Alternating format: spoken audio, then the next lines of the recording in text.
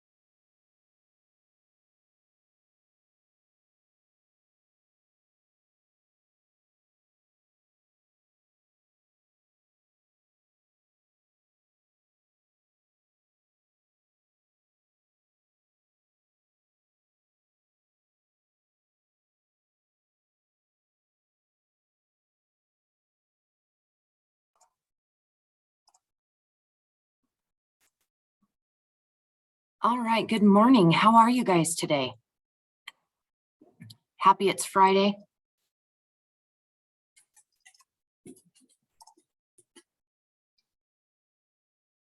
Yes, it is Professor Wazinski's class. She is on PTO today, and so she asked me to cover.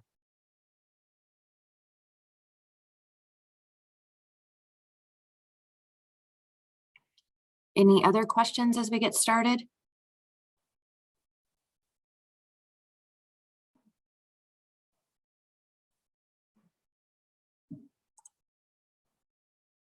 All right, well then we're just going to go ahead and jump right in. Today is a flipped classroom, as you probably noticed on the course calendar. So there is a couple of activities that we'll be doing today. I will do a little bit of a review over about the first hour or so, but with it being a flipped classroom and the activities, we'll probably get done sooner than 1:30 today. So just to give you a heads up. All right, well, let me share my screen and we will get started. It is really good to see some of you. I remember some familiar faces. Well, okay, names, since most people aren't on camera.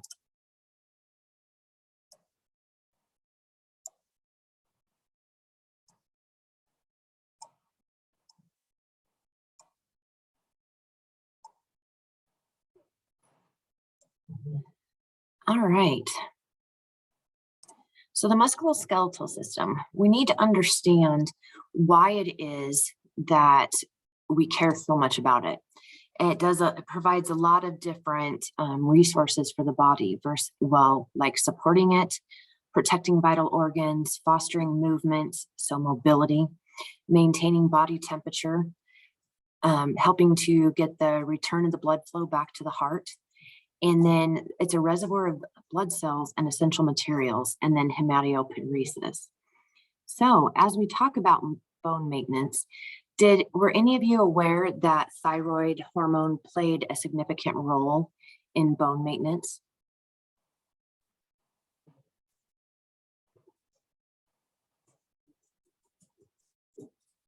Okay, so as the 7 people that are on camera, since the rest of you are not, none of them have said, oh yes, I knew that. So thyroid affects the rate of the bone replacement.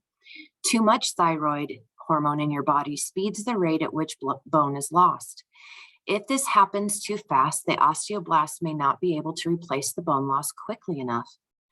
Hypothyroidism won't cause osteoporosis, but too much levothyroxine can. So particularly in those who aren't monitored, what are the two thyroid hormones that we watch when we do a thyroid test? What are they? T3 and T4. Absolutely. And if you have hyperthyroidism, that's when the body produces too much T4, you have an increased risk of developing osteoporosis, because being hyperthyroid can trigger an imbalance of bone eroding activity by the osteoclasts.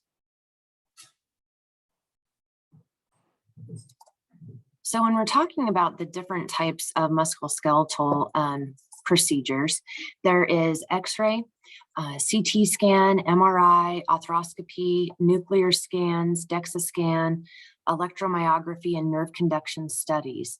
Some of you might be familiar with some of these, but we're going to look a little bit more in-depthly at all of these as we go through. Have any of you had an arthroscopy done on any type of a joint?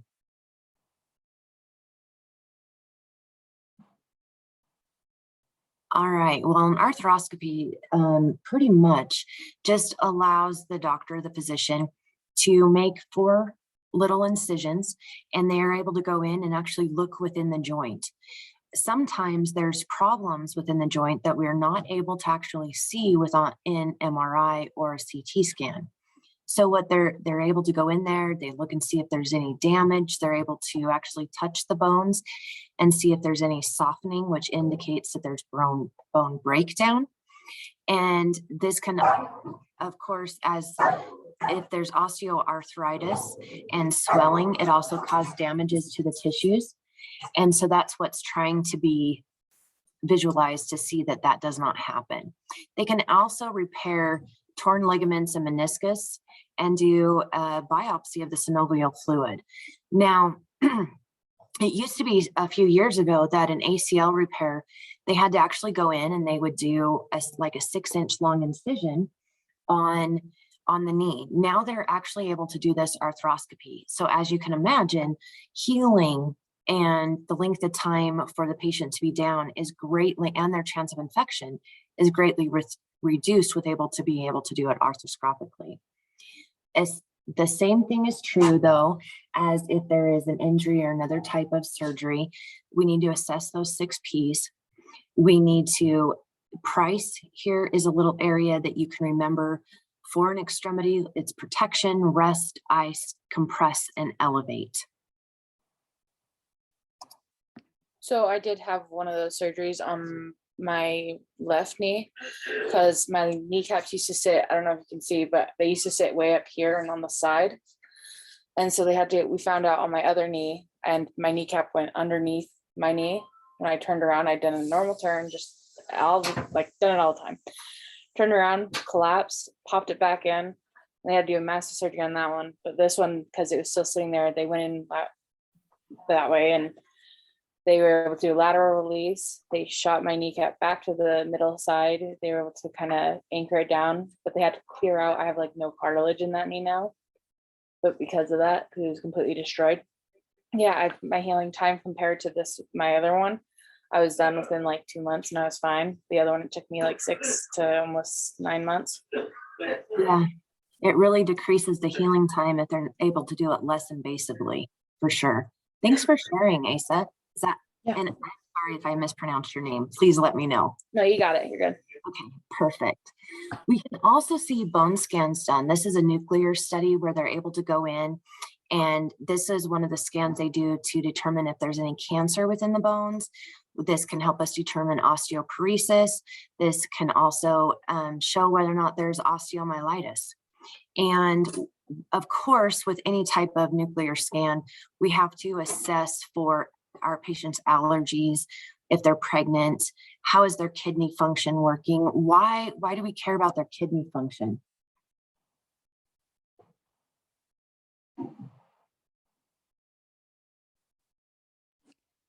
Because you give contrast. Mm-hmm. And so how does the contrast interact with the kidneys?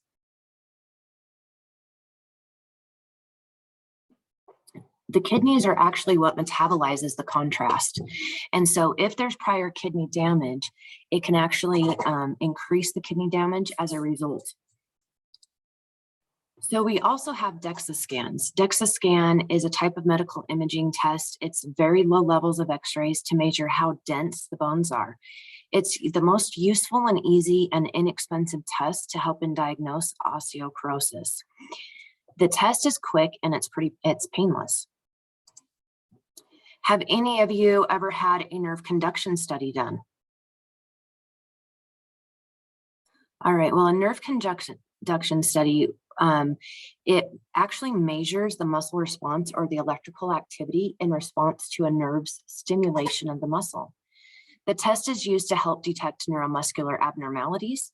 And during the test, one or more small needles are actually inserted through the skin into the muscle, and it fires off an electrical impulse to see if the muscles are responding. This can be used to help diagnose ALS or amyotrophic lateral sclerosis, carpal tunnel syndrome, cervical spondylosis, muscular dystrophy, and even myasthenia gravis.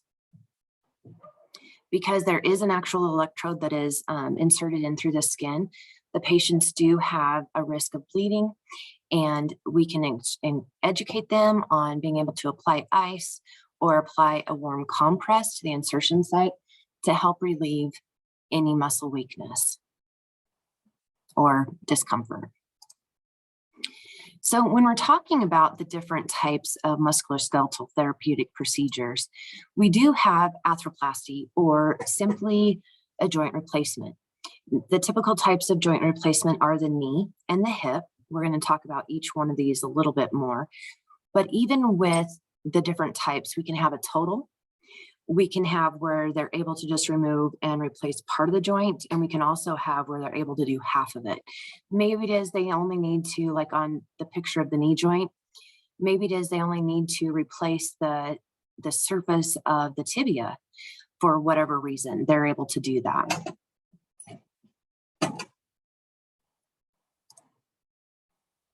So why do we do an arthroplasty? Well, a lot of times it's to increase the ability for the individual to improve their quality of life through being able to perform their ADLs. It actually helps with stability. It helps to eliminate pain that they were having prior to the surgery. Now, if they're having a hip replacement, one of the things we have to really be concerned about is the risk of dislocating that joint. And of course, as with any surgery, infection. And I can tell you that if there's an infection within a total joint replacement, this usually requires having to go in and actually remove all the hardware and replacing it. And there might even be a period of time when they have to remove the hardware, clear out all the infection before they can go right back in and put in more hardware. So these surgeries are brutal. Have in your clinical rotations, have you been able to see a joint replacement done? Yeah, Sierra, what did you see? I saw both a hip, a joint, and then part of a shoulder total. Yeah, and so what did that look like? I mean, they go in and once they're in there and they're removing the bone, it's really aggressive. Like they're using big hammers to like break off pieces. They're using like giant robot like arm drills to drill out the joint space, and then also saws. Yeah, it is pretty, they actually break the bone, saw it off, kind of rotor-rooter it out to open up to fit the joint pieces that's there. We have to be considerate, or I apologize, take into consideration what other kind of comorbidities do they have? Do they have a history of infection? Do they have diabetes? Do they have an arterial impairment of the affected extremity? Because of course that's going to slow down the body's ability to heal. Does the patient have an inability or an unwillingness to follow post-surgical regime? Because these require extensive physical therapy for 4 to 6 weeks. And I'm sure Asa can attest also, depending on the surgery, it can either be, it can be physical therapy for months. And of course, dressing changes, whether or not they're clean or they're sterile, and also educating our patients on how do they monitor for those deep vein thrombosis, PE, and even bleeding. Now, if we have a patient that's just had a surgery, what kind of lab results? Well, so the CBC, why would we do the CBC? What is that going to tell us? Infection, Absolutely. And what about the BUN and the creatinine? kidney function. Absolutely. And so we're going to monitor for that excessive bleeding. And again, that neurovascular status is really important part of the focused review that we need to do. They are starting, I just wanted to come back to this for a minute. You'll see on the bottom of the slide, Hibiclens. Due to evidence-based practice, we have found that if the patient is, and especially depending on where at the surgery is going to take place, if they actually will use Hibiclens the night before in the shower and then the morning of, it actually has decreased the risk of infection pretty significantly. So we're seeing more and more surgeries that they're having them actually use the Hibiclens before surgery. Now, I can tell you I personally have never had a hip or a knee replacement, but in the numerous patients I've taken care of, most generally, it is more painful for a knee replacement than a hip. And I think that is just because of the joint and how it works. And so a lot of times these patients are pretty painful. So with a knee replacement, they'll usually come back to the floor with a CPM machine. What is a CPM machine?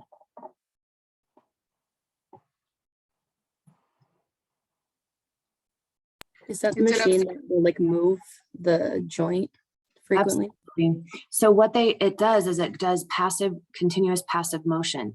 And so when you come back from surgery, as you can imagine, say for in the knee joint, it's swollen and it's tight, so it doesn't really want to bend. And so what they work with is helping the patient be able to flex and extend.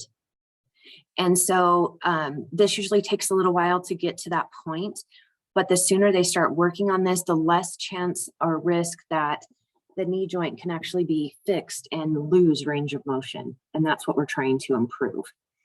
Also with a hip, there's definitely some certain things that have to be taken into consideration to avoid that dislocation. We don't want them to cross their legs. We don't want them to bend more than a 90-degree angle. So they might need a raised toilet seat, grab bars, maybe a different chair or a shower chair, all of these things, because I'll tell you what, an orthopedic surgeon gets pretty cranky if you call them in the middle of the night and say, your patient in whatever room just dislocated their hip. So we have to educate our patients on why. Why is it that you don't want to do that? Most of the patients are very willing to do that because they don't want to have that pain that they had prior to surgery. But as you can imagine, if you have a patient that's pleasantly confused or has some impaired cognition, they might not remember what it is that you educated them, so they might need continual reassessment and follow-up. So amputations. When we're talking about amputation, this is removal of an extremity. Now, whether or not that's fingers, toes, knee, arm, or whatever it might be. So when this happens, it's usually a result of a traumatic injury, maybe a motor vehicle accident. Maybe it is that they've had a thermal injury or even an electrocution. And we can see this sometimes if there's been peripheral vascular disease and they just cannot get adequate blood flow to the lower part of the extremity, or maybe someone with a diabetic ulcer. And so that needs to be surgically removed. Now, they're really, of course, they are high risk of infection, but what is osteomyelitis? Can anyone tell me what is that?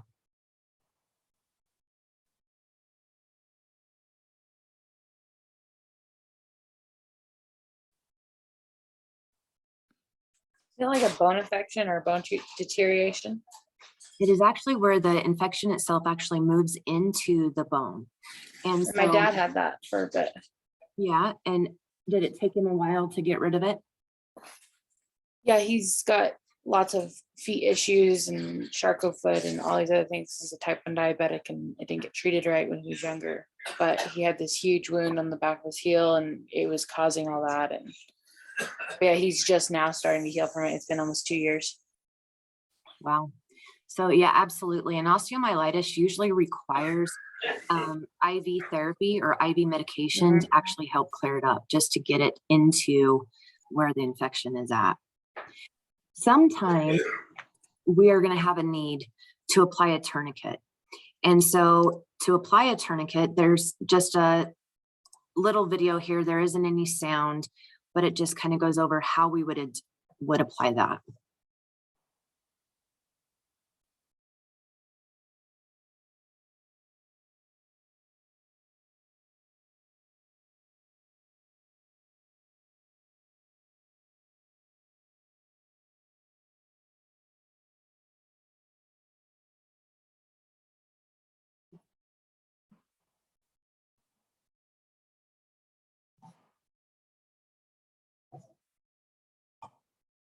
So that's it. So when we do that, usually this is because there's some uncontrolled bleeding. And of course, after we apply the tourniquet, we need to elevate the stump above the heart and apply direct pressure to wherever the bleeding is from.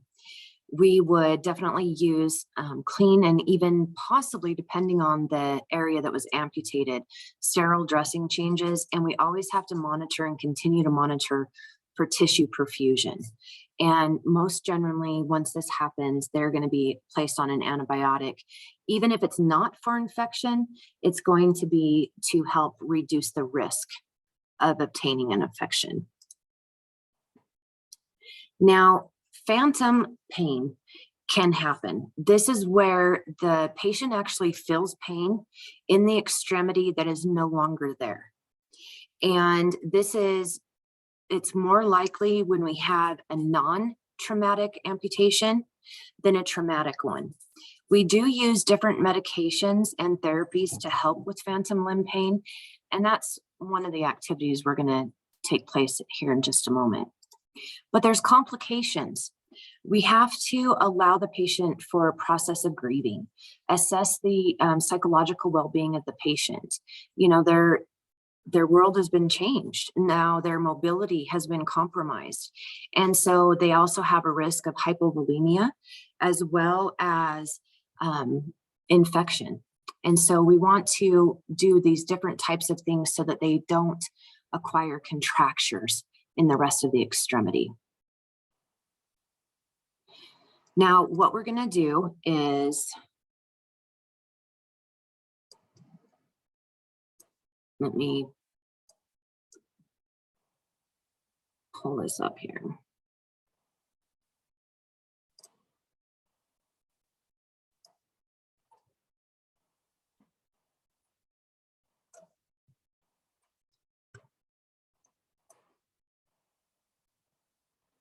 I'm going to give you guys all access to this document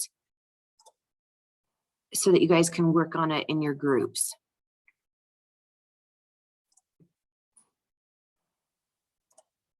And then I will make sure that your regular professor has access to this document so she can post it for you that you can use to study for your exam.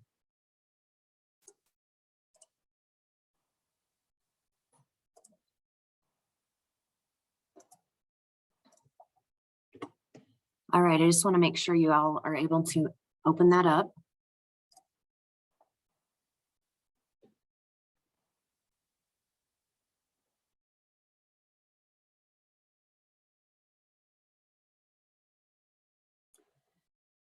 All right, what we're going to do is I'm going to divide you into 4 groups. And so the first group is going to do calcitonin and beta blockers. The second group is going to do the anti-epileptics. And well, here, I'll just put a number.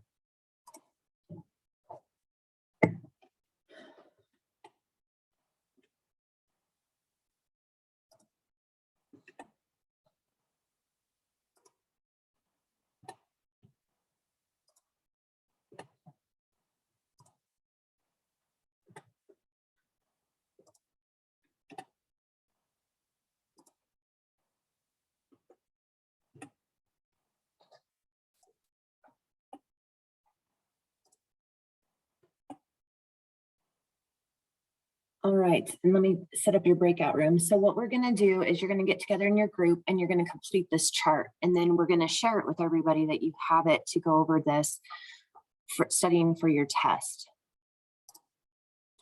Now, what I've been doing is giving groups about 20 minutes to work on this because that also would allow them to complete this and then take a break. So we're going to do the same thing. So when you go into your breakout rooms, you're going to have 20 minutes or so, but it's not going to take you 20 minutes to fill this out. And then what you're going to be able to do is take a break. So we'll come back at 10:45.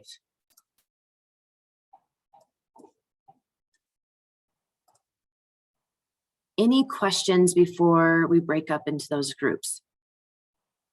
I have a quick question about the exam that's Mhm. going to be next. What weeks is it on? It's next week.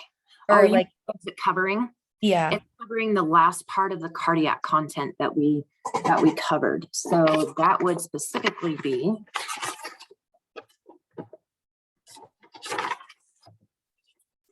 EKGs and the peripheral and cerebrovascular disorders and hypertension. okay. Thank you so much. I just wanted to You're welcome. clarify. Yeah, good question. All right, you guys, I'll see you back at 10:45.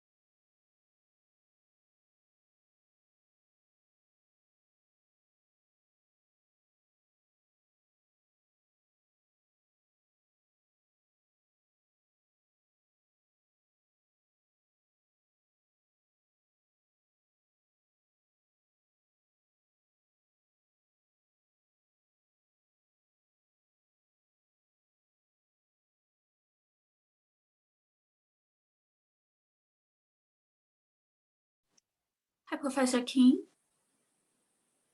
Yeah, Yeah, could you please let me in? I have to switch to my laptop. I'm using an iPad so I can type. okay, so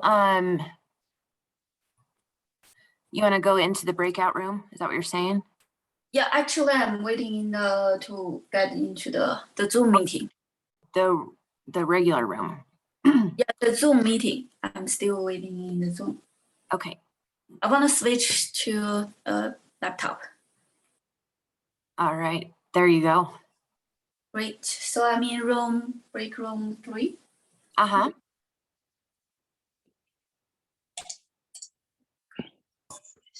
Thank you. All right, you're welcome.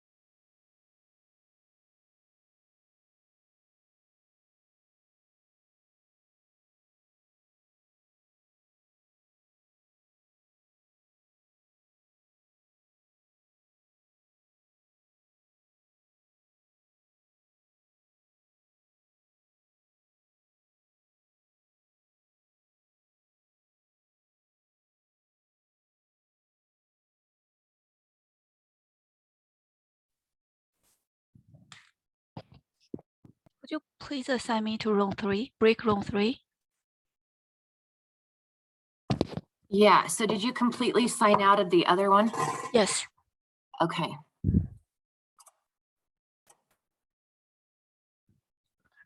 And I don't have camera on this device. Okay, there you go. Okay, thank you. Uh-huh.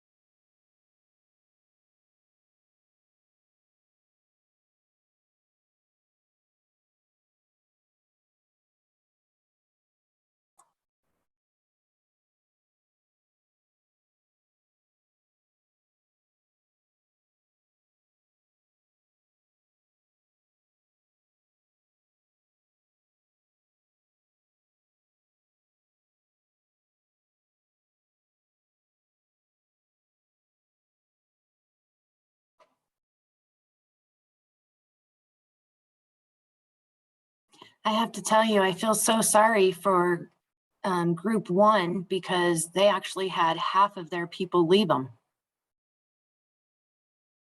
So that's too bad. I thought we had a little bit more to do, I feel like, but now I don't feel as bad. Sad. Yeah, Well, yeah, kind of a bummer. All right, so this document, I will make sure that Amy has it so that she can post it to you guys in the announcement so that you can use it to study for the musculoskeletal exam. Did you guys learn anything new about treatment for amputations?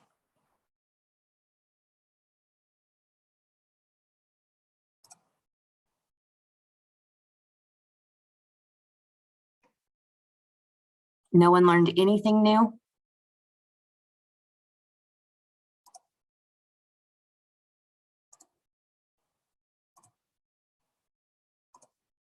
All right.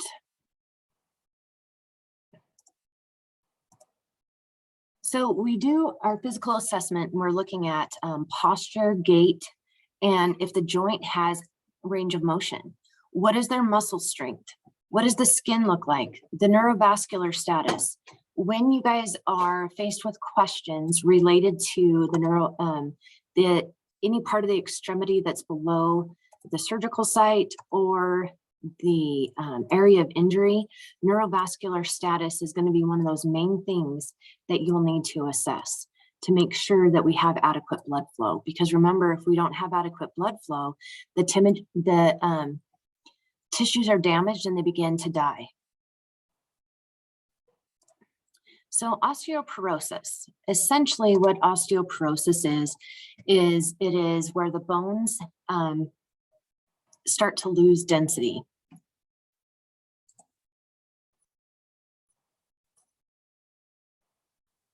Okay, all right, so your bones are in a constant state of renewal. New bone is made and old bone is broken down. When you're young, your body makes new bone faster than it breaks it down. So old bone and your bone mass increases. After the early 20s of an individual, this process slows down, and most people reach their peak bone mass by age 30. So as people age, bone mass is lost faster than it's able to be created. So how likely you are to develop osteoporosis depends partly on how much bone mass you attained in your youth. And peak bone mass is partially inherited and varies also by ethnic group. The higher your peak bone mass, the more bone you'll have in the bank, per se. And the less likely you are to develop osteoporosis as you age. Now, when we're talking about fractures, and we're talking about diagnostics, and we're looking at how maybe we have someone that's having some delayed wound healing, or maybe they fractured it and it's just not healing as fast. There's certain labs that we can look at that can give us an indication of how well they're going to be able to, as well as imaging.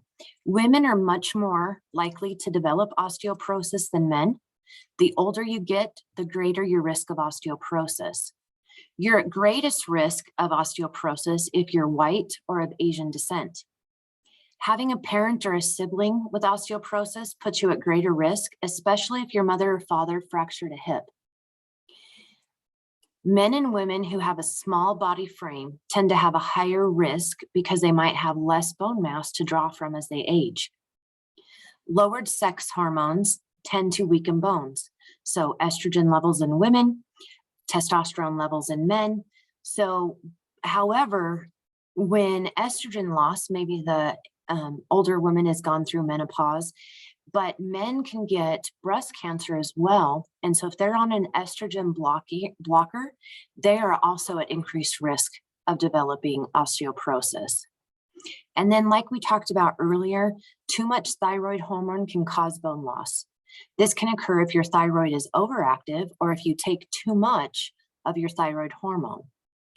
Medication to treat the thyroid medication. So osteoporosis has also been associated with an overactive parathyroid and adrenal glands. So good nutrition and regular exercise are essential for keeping your bones healthy throughout your life. So men and women between the ages of 18 and 50, how many milligrams of calcium is recommended?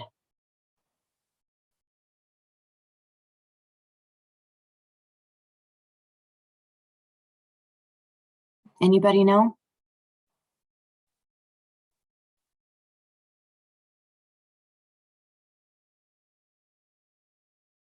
A 1,000 milligrams of calcium is the recommended daily dose. But once someone turns 50, or a woman turns 50 and a man turns 70, they should really increase their amount of calcium to 1,200 milligrams a day.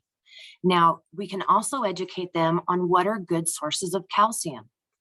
And then vitamin D.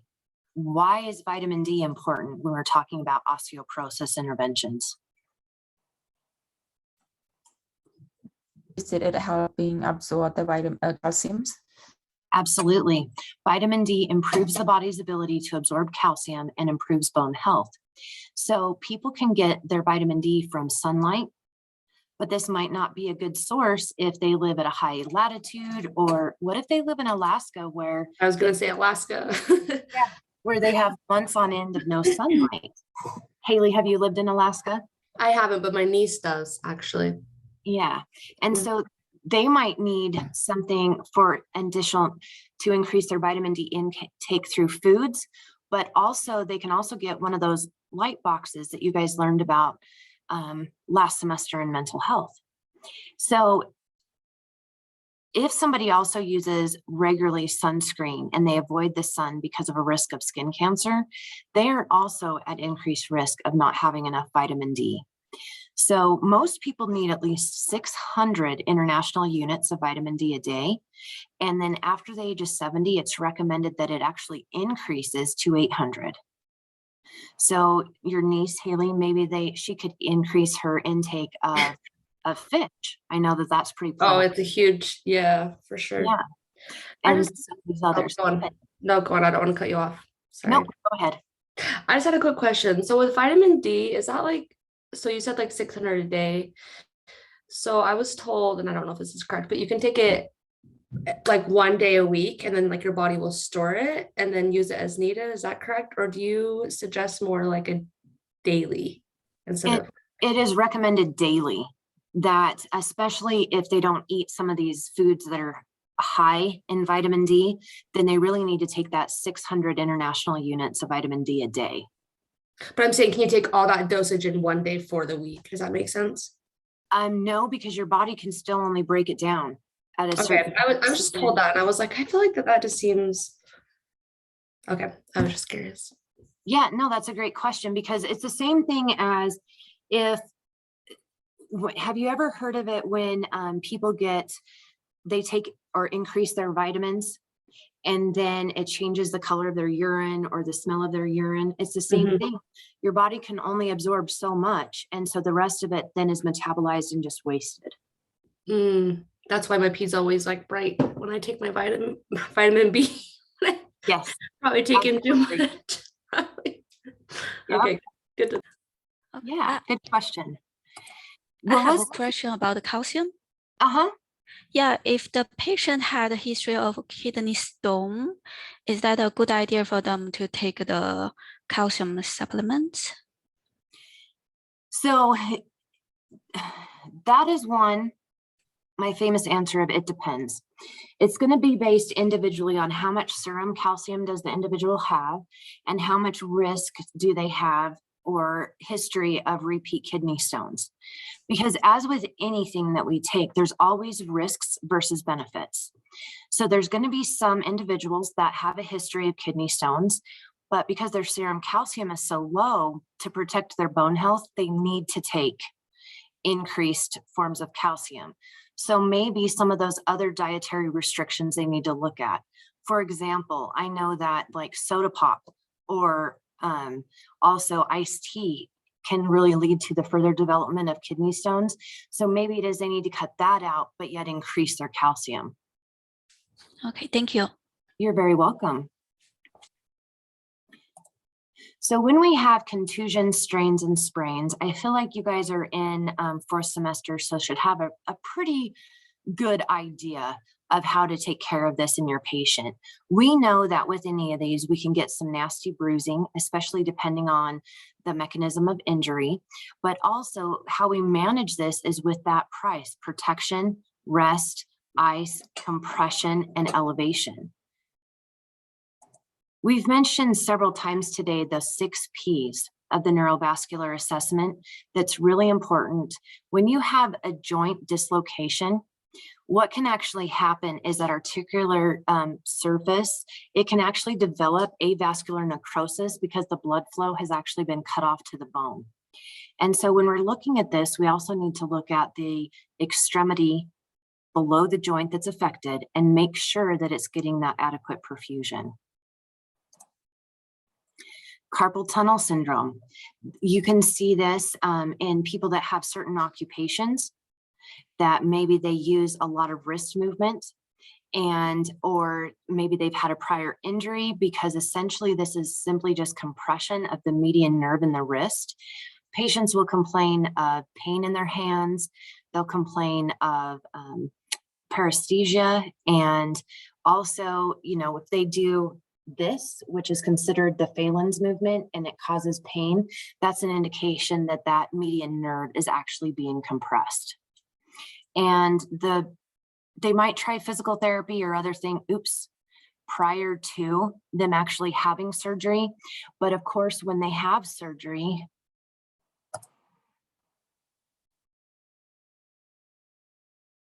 okay, thank you, Sierra.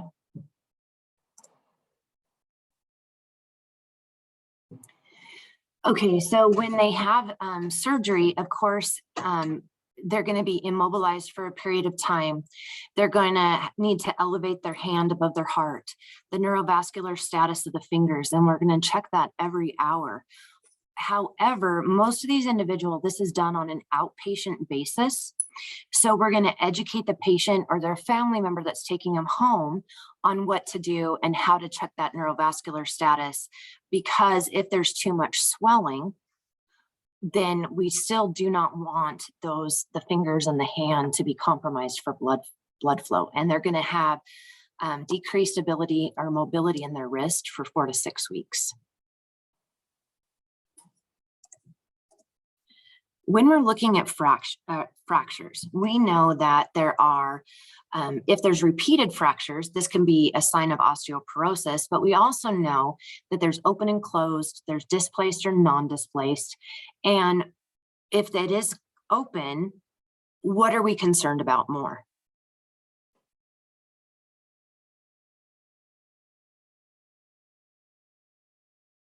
Is it infection? Absolutely, yes, infection. So there's common types of fractures. They're explained here on this slide. What is a spiral fracture indicative? What does it indicate? It's usually in children, so child abuse. Yeah, absolutely. Because we can see that when someone maybe has grabbed the child's arm and they've twisted it really hard, that's when we'll see a spiral fracture. There are injuries, accidental too, that can happen. So what we have to evaluate at that point is, does their mechanism of injury, what they say happened, match with what we're seeing?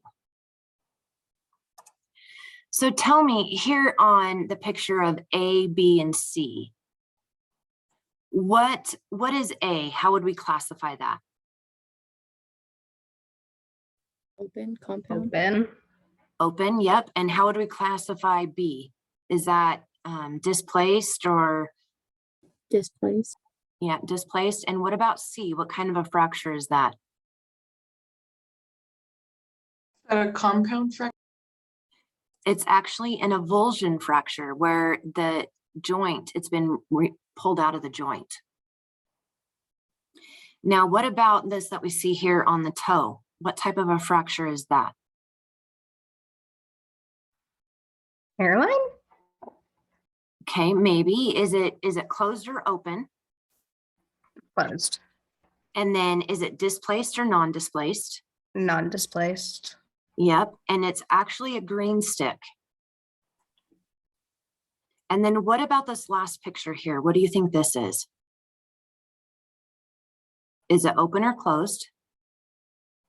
Closed. Is it displaced or non-displaced? Displaced. Yep. And then what type Compound. of compound? Yep, absolutely, because there's multiple pieces there. So when we're doing an assessment, well, let me ask you this. How many of you have ever, those of you that might have kids, maybe you've had a kid that's broken a bone and you've said, oh, shake it off, because it doesn't look like they've actually broken a bone. Have any of you experienced that? My mom did that to me when I broke my pinky. Yeah, I'm guilty of it. I was there at the volleyball game where my daughter broke her arm and I'm like, shake it off, shake it off. And unfortunately, it wasn't until a few months later when she started basketball that I was like, oh, well, let's go get this checked out. So just because someone still has range of motion, or just because it's not completely deformed, doesn't mean that there's not a fracture there. I've seen patients come in where they fractured both bones within their forearm and their arm is like in an S shape. And of course, the best way to determine if there's a fracture or not, or the easiest way, is an x-ray.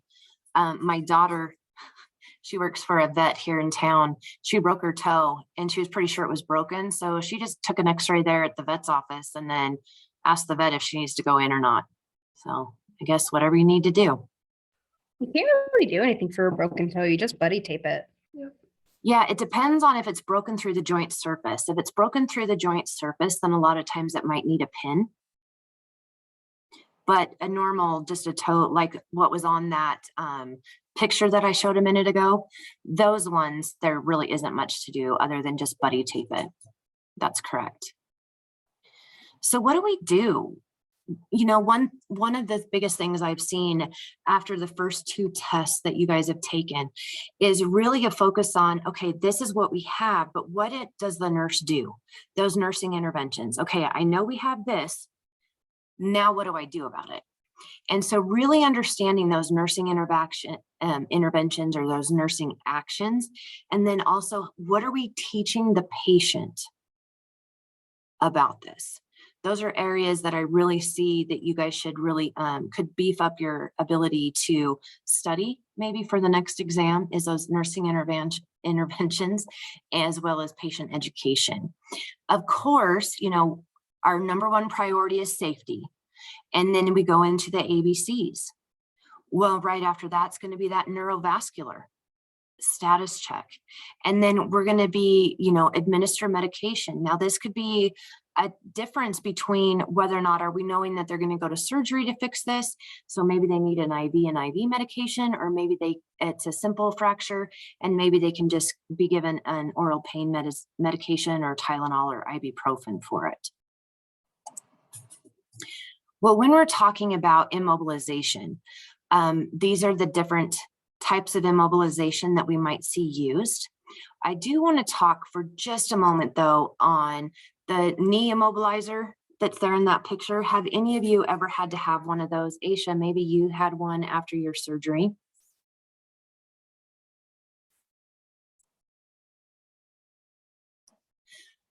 These, I swear, are from the devil. They don't ever stay where they're supposed to stay. They're uncomfortable. They constantly move. So if your patient is struggling with keeping this in place, let's talk to them about what types of clothes to wear under it. Or maybe it is they need to just wear shorts and have a better fitting brace. Someone that has an ACL repair, a lot of times they will start in this type of brace. And then once the swelling goes down, they'll actually have one specifically made for them. It actually works a lot better. One of the things we have to assess for, though, with any type of splint or immobilizers is it putting pressure on bony prominences? Is it rubbing and causing skin breakdown? So those are things that we have to assess for that. As far as casting, you can have casting that looks like down here, this plastic fiberglass mold. You can have casting, unfortunately, I feel so sorry for the person in the bed with the Superman on their cast. That just looks absolutely miserable. And then we can also have spica cast, like which is up on the baby, maybe for hip dysplasia from a birth injury or being born that way. So we can have those different types of casts. Especially, we need to educate our patient. Please don't put anything down the cast if they, because that just is a breeding ground for bacteria and infection. They can actually damage the skin integrity with putting a hanger or a ruler down the cast and scratching the area. Also, don't get it wet. I was a camp nurse at one time at a church camp, and I couldn't believe it. This year they had 6 different fractures. So I'd sent 6 different children to the emergency room for various different fractures. And so when they come back, I go over the discharge instructions with them about don't get it wet. So when you shower, come get a plastic bag from me. We can put it on and then you can take it off when you get out, all of that stuff. Well, next thing I know, here comes the kid because no one told him he couldn't go swimming in the river. So make sure that depending on their developmental level, that we really educate and reassure that they truly understand what we're saying. Sometimes, kids are they're busy playing and they don't think about it. And that's okay. So how do we fix it? Well, we used a hair dryer to help dry it back out in the form that it was in so that it would still provide that type of support that he needed. Traction. Well, skeletal traction involves placing a pin, a wire, or a screw in the fractured bone. After one of these devices has been inserted, then weights are attached to it so the bone can be pulled into the correct position. This type of surgery may be done using whether or not it's general, spinal, or local anesthetic to keep you from feeling pain during the procedure. Skin traction is far less invasive than skeletal traction. It involves applying splints, bandages, or adhesive tapes to the skin directly below the fracture. Once the material has been applied, weights are fastened to it, and the affected body part is then pulled into the right position using a pulley system. So what is Buck's traction? Can anyone tell me what that is? Isn't it like to keep the muscle? We use this on orthopedic to keep like the muscle straight, like to keep it like heal. I don't know. Yeah, it's a type of skin traction that's widely used for femoral, hip, or acetabular fracture, which are fractures in the socket portion of the ball and socket joint. We also have Brandt's traction. Brandt's traction is used for developmental dislocated hips, where in Brandt's traction, the child's body and the weights are used as tension to keep the end of the femur in the hip socket. I've never seen the last 2, but I've seen the first one on like our orthopedic floor. But I've never seen the other 2. Yeah, I've had, depending on the mechanism of injury, I've taken care of patients that have been in maybe a pretty significant motor vehicle accident, and then maybe the bone wasn't able to be stabilized right away, depending on where they were located at. So they go in and they do surgery, and then, or maybe there's so much muscle damage they can't do surgery yet, but they have to pull that traction to keep the bone in alignment. Because what do the muscles do if the bone breaks? They contract. It's the bone that helps them be held together. So as though if the bone breaks and displaced, then those muscles contract. And that is why our patients that have different fractures really complain about muscle spasms. Why can't the other names in nursing have easier names? Because it contracts, so it's called contraction. Like everything else that we have names for things, it's like they use the Latin foreign language, right? Yeah, yes, exactly. Understood. Yes. Make it simple. That would be nice. Well, it's really important when we have a patient that's in traction that we definitely do the neurovascular assessments. We want them to maintain proper body alignment. And I can tell you, if you have someone that's like this, that's on traction, if you go in and you bump those weights, it really hurts them. So try to be extra careful about not moving them so that, to help just decrease that pain. And then also, if it's moved or weight added or whatever, it could actually change the pressure and the traction put on that joint, and it could be too much and it could be not enough. So we don't mess with that. That's doctor's orders to determine how much weight. And then we can routinely are going to continue to monitor skin integrity. If they have pins surgically placed, we're going to do pin site care every shift. We're assessing for that drainage, the redness, the loosening, skin tenting. We're, very careful about that because that's an open area right exactly to the bone. And if they get an infection in the bone, it takes a lot more to get it healed. So we want to really protect that. We can also see external fixators where the top picture is actually someone that maybe the bone wasn't put together enough that they could actually do it internally. I will say that with the new development of the different plates and things of that nature that we have, we do not see the external fixators as much as we used to. Now, when we have that also in this picture, I don't see many patients that are in a halo that are smiling like in this picture. But what we're going to do is really continue to monitor. They still have those pin sites that we have to provide pin care for. We're still going to be elevating the extremity above the level of the heart, all of those things. So what are those complications that we're going to see? Well, we can see that avascular necrosis. We talked about that briefly. That's simply where the blood flow to the bone is compromised and it doesn't get it, so it starts to deteriorate. We also have venous thromboembolism. We have compartment syndrome, fat embolism, and osteomyelitis. So you need to know all of these 5. What are the assessments for it? How is it diagnosed? What do we do for it? What are our priorities of care? And what teaching do we give to the patient? So Haley, I'm curious, working on an ortho floor, have you ever seen compartment syndrome?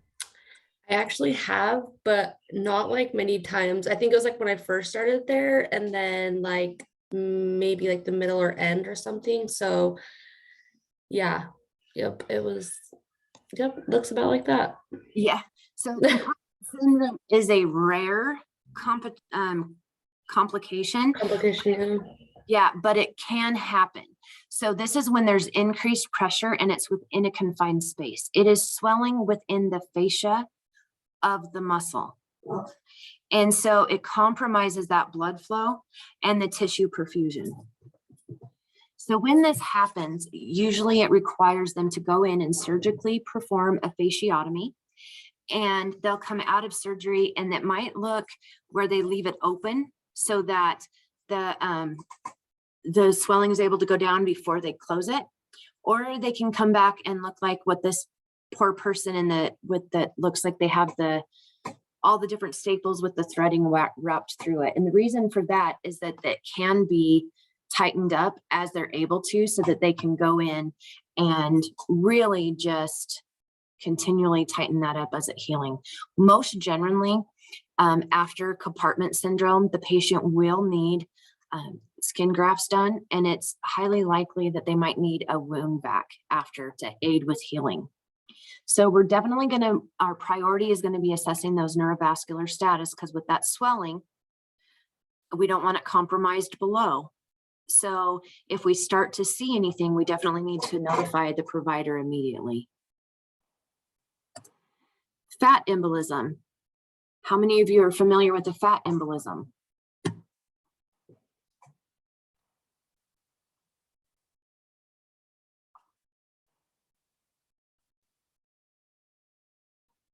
Anyone? A fat embolism is another one of those where it is a rare complication, but it can happen.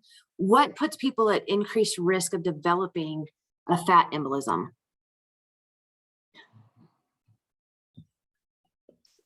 I don't know. Maybe like I doesn't say like diet and exercise, but it looks like it says from the bone enters. Yeah, so what happens if you have the most common bone this to happen in is the femur.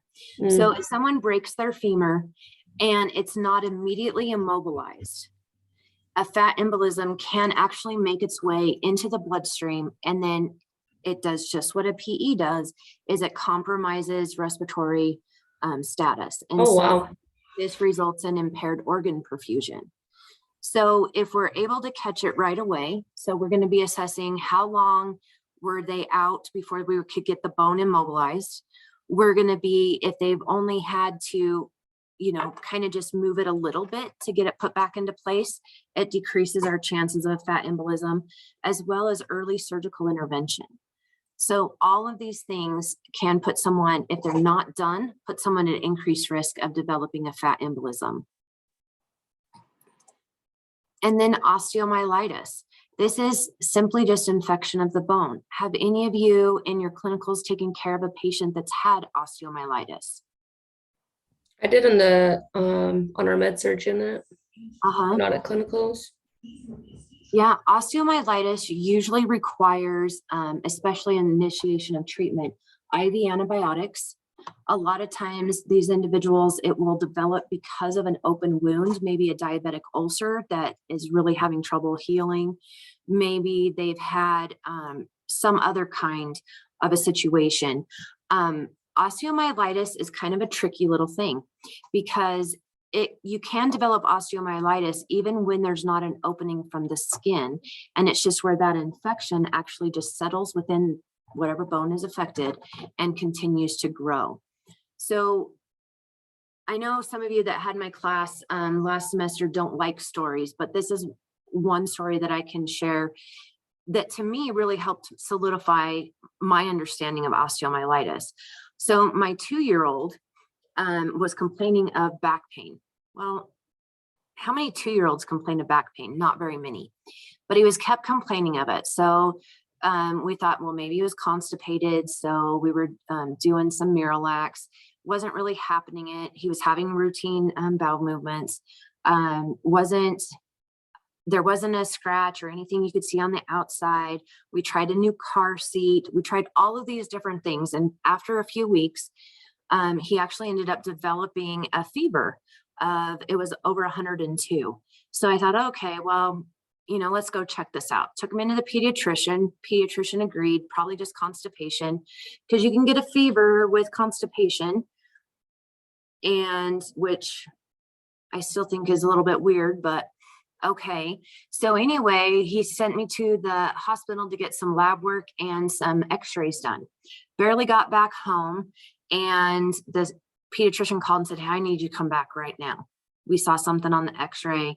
His white blood cell count is greater than 21 and his ESR is elevated, and we need to come back and be prepared to be shipped to the closest hospital with peds was St. Luke's in Boise.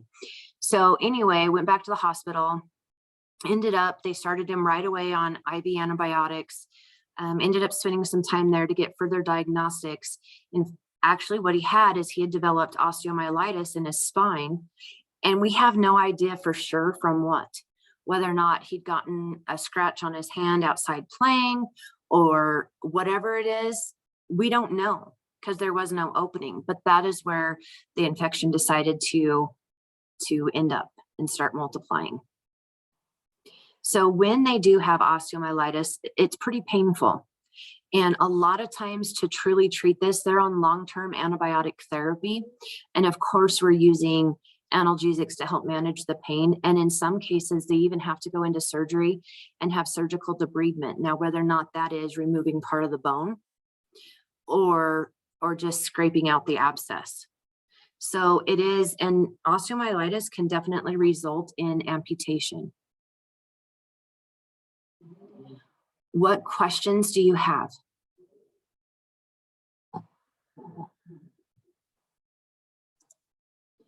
I'm going to quit sharing my screen for a moment. I do have another activity to share.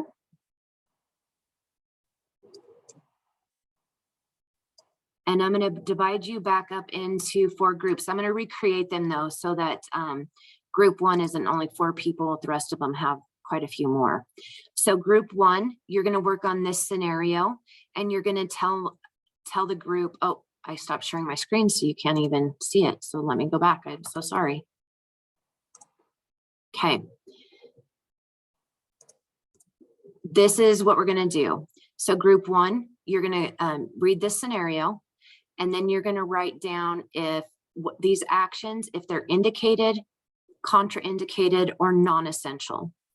Group two, you're going to read the scenario and complete this table. Your choices available to go in each one of those spots correlate with the number down here on this chart. And so you'll be able to decide which medication and just kind of fill that chart out.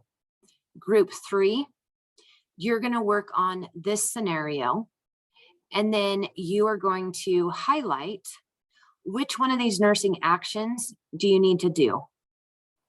Group four, yours is the same. You're going to highlight which one of these would indicate the need to follow up.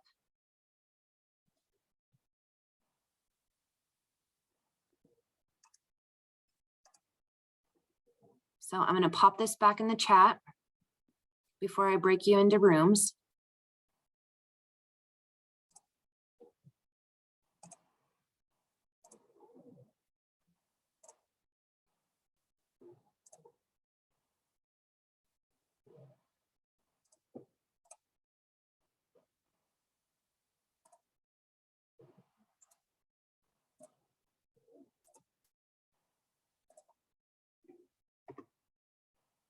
All right, I want to make sure everyone can open that.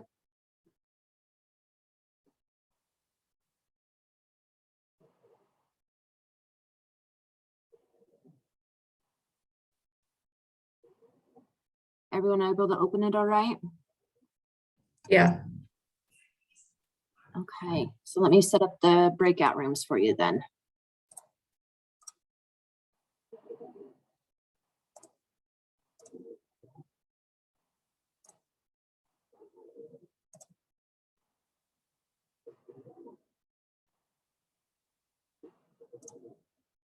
All right. There you guys go. And let's do, oh, I didn't tell you, let's come back in 10 minutes.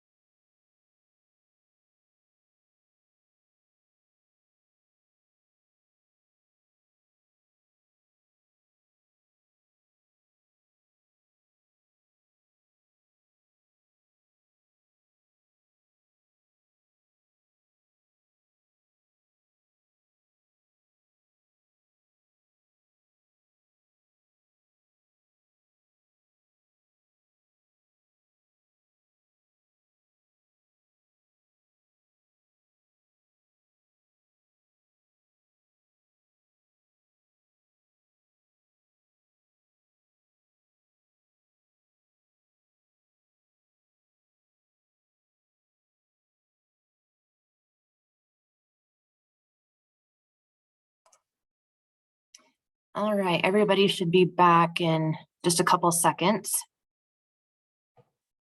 All right, so let's go over this together and let's see what we've discovered. I will tell you that this type of scenario and type of questions are, if you end up taking the new format of the NCLEX, this is what those next gen questions are going to look like. So this is just a little bit of practice to kind of help you guys get ready for that. All right, so who from group one would like to read the scenario down to this part right here? So read this part.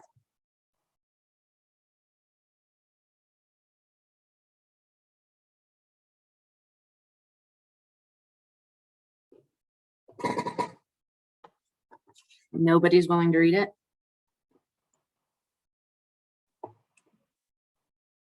I can read it. An 80-year-old woman was admitted to the local community hospital following a motor vehicle crash. Her injuries included a fractured left hip, compound fractured left wrist, and multiple contusions and lacerations. The nurse notes that preoperative buck traction has been applied to the client's left leg with 2 weights of 5 pounds each. Her left lower arm has an external fixator to manage the open wound while the fracture heals. All right, so this group was asked to determine each of these actions if they were indicated, contraindicated, or non-essential. So what do you guys think? Is remove traction weights when turning the client, is that contraindicated?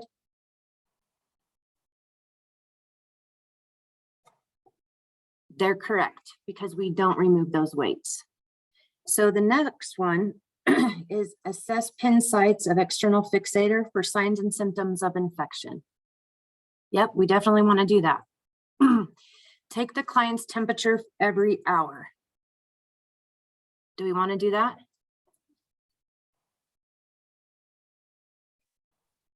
I mean, every What is it every hour? Yeah, that's what it says, is every hour. But I'm saying, is that the correct answer? Like, that seems crazy. You're right. It is. It's non-essential because we don't check their temperature every hour. Q4 usually. Yes. Well, for vitals at the hospital. Yeah, so.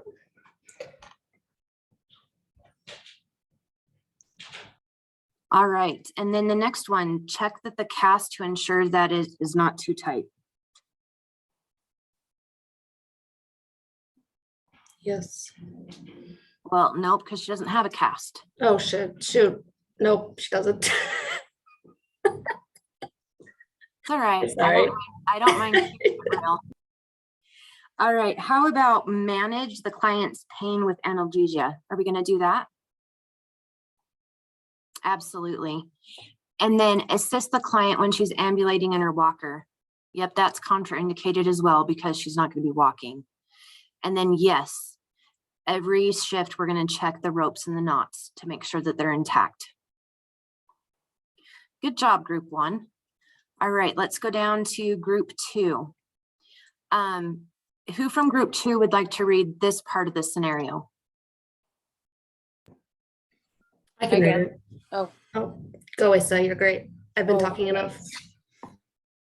An 80-year-old woman was admitted to the local community hospital following a motor vehicle crash. Her injuries include fractured left hip, compound fractured left wrist, and multiple contusions and lacerations. As part of the history and client assessment, the nurse asked the daughter about current medications that her mother is taking. The daughter provides an incomplete information. Do you want me to keep going or stop there? No, you can stop there. Okay. So what they were asked to do was to choose from this list down here, what would fit up here. So let's look at this first one. Is gabapentin non-opioid central acting analgesic? Well, I've been told, oh, wait. No, wait. Sorry, I'm thinking of different. I was thinking tramadol. Gabapentin is, right? Well, Or is it is tramadol. Tramadol is the correct answer there. Oh, okay. That's what I was wondering. I was thinking it was tramadol because, yeah. Anyways, I've been told that like it just doesn't turn your like sensors on like full, right? Like it. I've been explained this from a doctor before. I don't know how to kind of simplify that, but you kind of, I guess, understand. Maybe no one else does. Yeah, so it is tramadol, even though it's considered in the same classification as narcotics, as far as the specific drug class, it's a non-opioid. And we give it for pain. Another clue as to this one would have been the dosing. What is our typical dosing of gabapentin? 8 or no, 6. Oh shoot, what is it? 6 or 8? 6? No. It's actually 300 milligrams is usually, and usually they have it more than once a day for gabapentin. So tramadol is the correct one here. So down here, they were given this medication, dosage, and drug classification, and they chose it. This is for hepatitis C. Is everyone in agreement for that?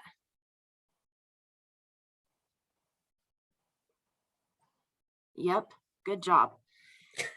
So what classification is Rosondidate?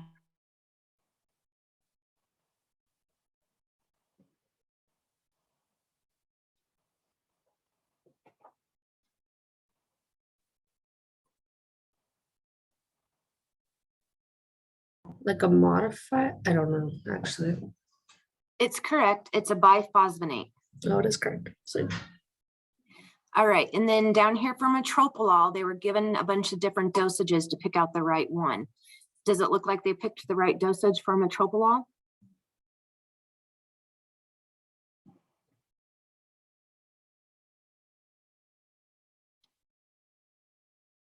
well, I'll just say that okay. I was gonna say, I kind of thought that it maybe would be 500, but my classmates are right. They're great. So yep, it's 100. Usually metoprolol is only given once a day. If someone has uncontrolled hypertension, it can be added to twice a day, but for the most part, it's once a day. good to know.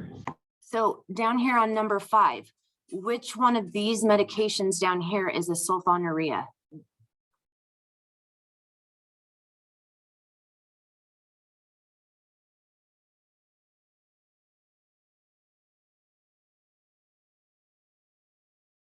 So let me ask it this way. Metformin, do we only give 20 milligrams twice a day? How many milligrams do we usually give when we give metformin? Wait, is this one that's 5? Freak, I think I looked it up. This one is actually glypizide. Because what we do is metformin is usually 500 milligrams to 1,000 milligrams twice daily or even 3 times daily. Glypizide is the one that we only have to give 20 milligrams, and it's usually twice daily. And it is a sulfonylurea. Good job, group 2. All right, so this one, group 3, if you could read the scenario and the nurse's note.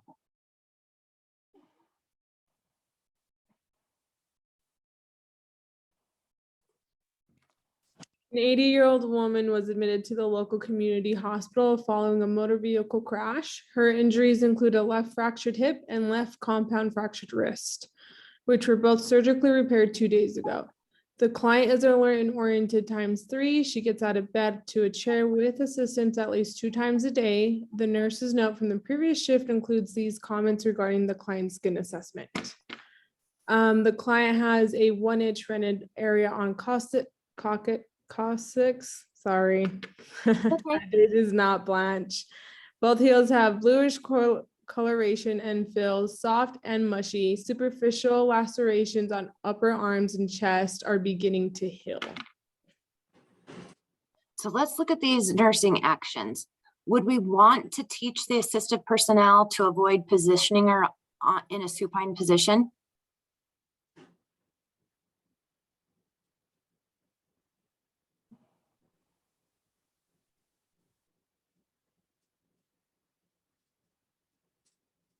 Oh, wait.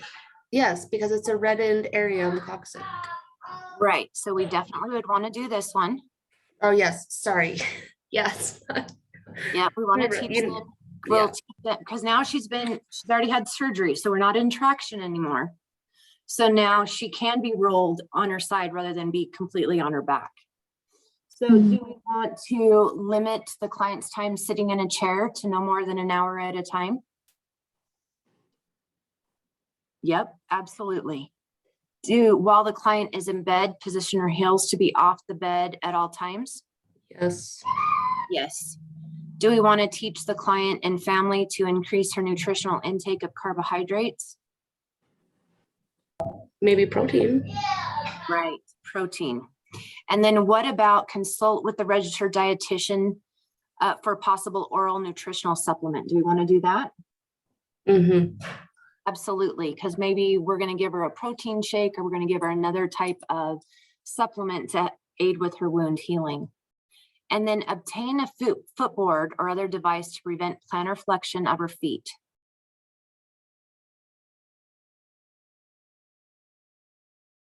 Group 3 is correct. We would not do that. But what we could do is we would apply a pressure reducing mattress, like an air mattress, so that it would keep the pressure off of those pressure points. Yeah, those beds are kind of cool. Or like how they just like shift the. All right, good job, group 3. So this is our last one for group 4. Group 4, would you like to read the little scenario up on top? An 80-year-old woman was admitted to the local community hospital following a motor vehicle crash. Her injuries included a left fractured hip and left compounded fractured wrist, which were both surgically repaired 3 days ago. The client has been alert and oriented ×3. She gets out of bed to a chair with assistance at least 2 times a day. And the nurse documents these findings as part of the shift assessment. Okay, so they were asked to highlight which one of these require follow-up by the nurse. So does a temperature of 100 need follow-up?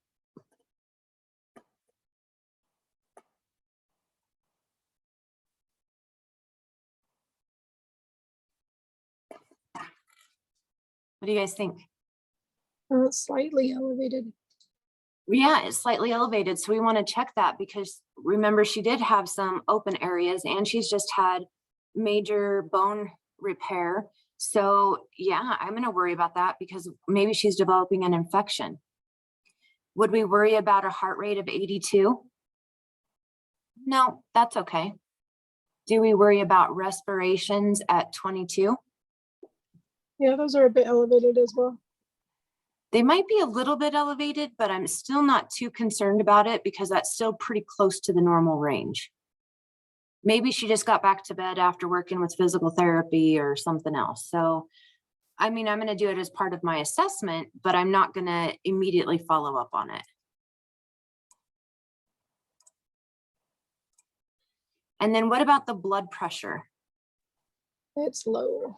It is, and she's had surgery and there's been blood loss, so we would definitely want to check on that.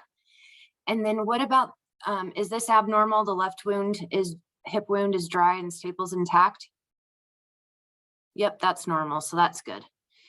Redness around the proximal end of the left wrist incision, would we want to check on that? Well, we were saying it would probably be red, but we just kind of wanted to further assess it. Yep, you're correct. Absolutely, Allison, because it goes along with the increased temperature. So that we could be seeing an infection going on. So we definitely want to follow up with that. And then the patient reports that she's feeling unusually tired today. Would you want to follow up on that? Yeah, because yesterday at day 2, she was alert and oriented, which she is today, but she's reporting that there's a change. And then as well as she's drowsy but easily awakened. Do you want to follow up on that?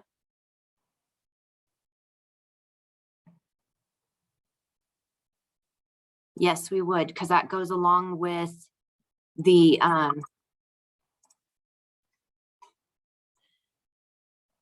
reporting feeling unusually tired, and she could have an infection going on with the low blood pressure, could indicate that she's got bleeding somewhere, which could be tied into being drowsy. So what about her pain level? Are we worried about she rates her pain at 2 out of 10? No, we're like, woohoo. It's okay. Good job, group 4. What questions do you guys have?